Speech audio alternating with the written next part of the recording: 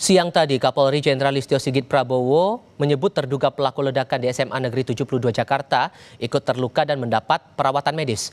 Namun kondisinya kini terus membaik. Kapolri Jenderal Listio Sigit Prabowo bilang terduga pelaku merupakan salah satu siswa di SMA Negeri 72 Jakarta. Terduga pelaku ikut dirawat intensif karena terluka, namun kondisinya terus membaik. Dari total 96 orang yang terluka, sebanyak 29 orang masih menjalani perawatan medis di rumah sakit. Yang jelas untuk terduga pelaku kondisinya semakin membaik ya, dan mudah-mudahan itu juga akan mempermudah kita nanti pada waktunya apabila kita butuhkan. Ada berapa sih, Pak? Terduga pelaku saat ini merupakan salah satu siswa ya di SMA tersebut.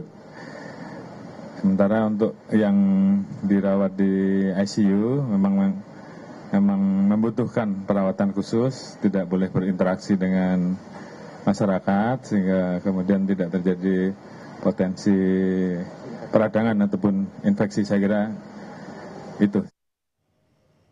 Kita tinjau kondisi para korban ledakan di SMA Negeri 72 Jakarta lewat laporan langsung jurnalis Kompas TV Niko Anggriawan dari Rumah Sakit Islam Cempaka Putih Jakarta. Disebutkan masih ada sisa korban luka yang dirawat, termasuk terduga pelaku yang disebut kondisinya oleh Kapolri sudah membaik.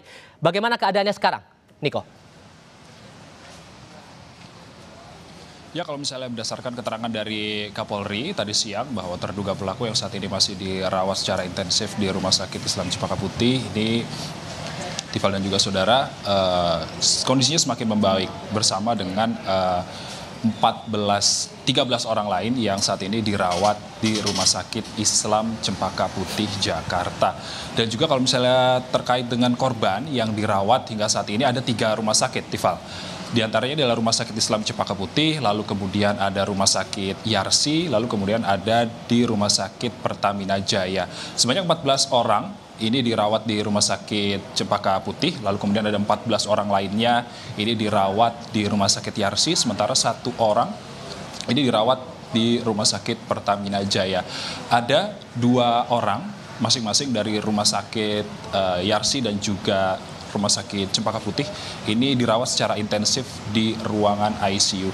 Kemudian kalau misalnya terkait penanganan kepada para pasien atau korban ledakan di SMA Negeri 72 Jakarta, Tifal dan juga saudara, ini berdasarkan keterangan dari dokter, mereka mengalami luka bakar dan juga gangguan pendengaran. Hingga saat ini dokter dari masing-masing rumah sakit juga telah mengerahkan dokter spesialis THT untuk nantinya memberikan perawatan kepada para korban. Dan juga selain itu hingga saat ini kalau misalnya saya pantau di ruangan IGD sendiri sudah clear, itu artinya korban-korban atau pasien-pasien yang sempat dirawat imbas dari ledakan SMA Negeri 72 Jakarta ini saat ini sudah ditangani oleh masing-masing keluhannya.